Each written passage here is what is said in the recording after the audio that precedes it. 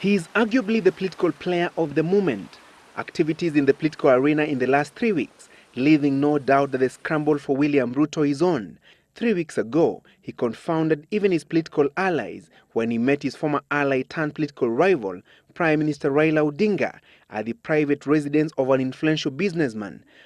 If you happen to come across the Prime Minister, tell him William Ruto is looking for him.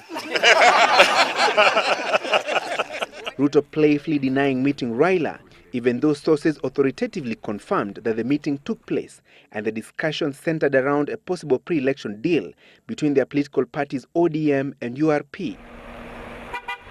Shortly after meeting Raila, Deputy Prime Minister Musalia Mudavadi came calling with the same intention to deliberate a likely pre-election deal. And in the last 1 week, Ruto has held a series of secret meetings with Deputy Prime Minister Uhuru Kenyatta to lay the groundwork for a pre-election arrangement between their political parties URP and TNA. Politics is a game of interests. It's not a game of permanent friends or eternal foes. His statement prompting the all-important question, why the scramble for William Samoei Ruto, who is also in the Kibaki Succession contest on a URP ticket? If he does not become king, because I doubt that he'll be the prime king mover, in the sense that he will have the Tosha magic, do the magic that Raila had in 2002. Wherever Ruto will say, whoever Tosha, if he says Raila Tosha, Raila will become king. If he says Uhuru Tosha, that man will become king. And I think that he is actually consolidating his support on the ground for purposes of later selling it to the person he will say Tosha to. In his separate meetings with Kenyatta and Odinga, the Eldoret North Member of Parliament has reportedly been offered the running mate position and a 50% share of top government positions. His allies, though, have been pessimistic about a deal with Odinga, posing trust issues. Kama kuna watu wanapanga kurudi mahali tulitoka, mimi nilitupa jongo na mti wake na mimi sitarudi huko. Kwani iko nini kuliko nini?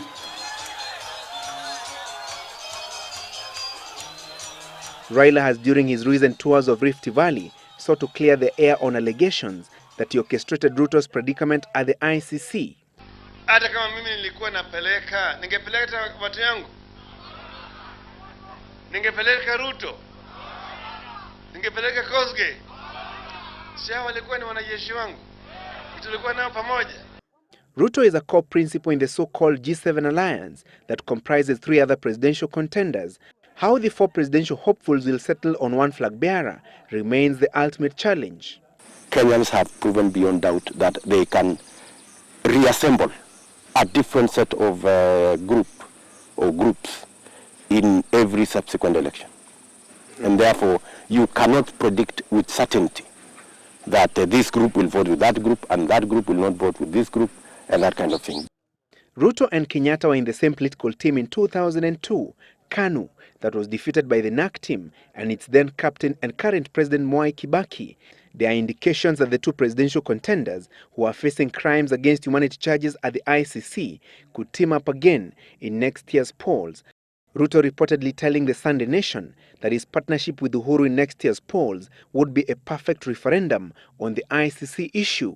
The communities they hail from, the Gikuyu and Kalenjin, were at the heart of the 2007-2008 post-election violence. Some people believe that people from Central Province will not vote for William Ruto. They might be in for a root shock.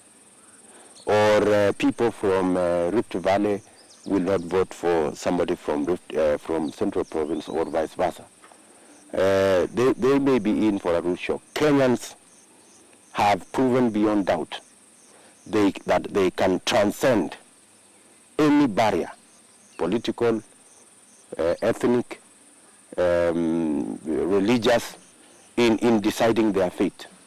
So will the pending ICC cases be a key determinant in the outcome of next year's race to State House? I think the ICC will not be so much of a factor actually in determining who becomes the president of this country.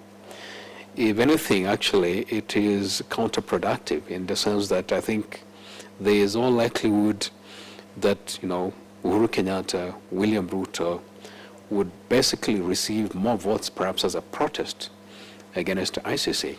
And that is a reality if these guys go all the way to the ballot box.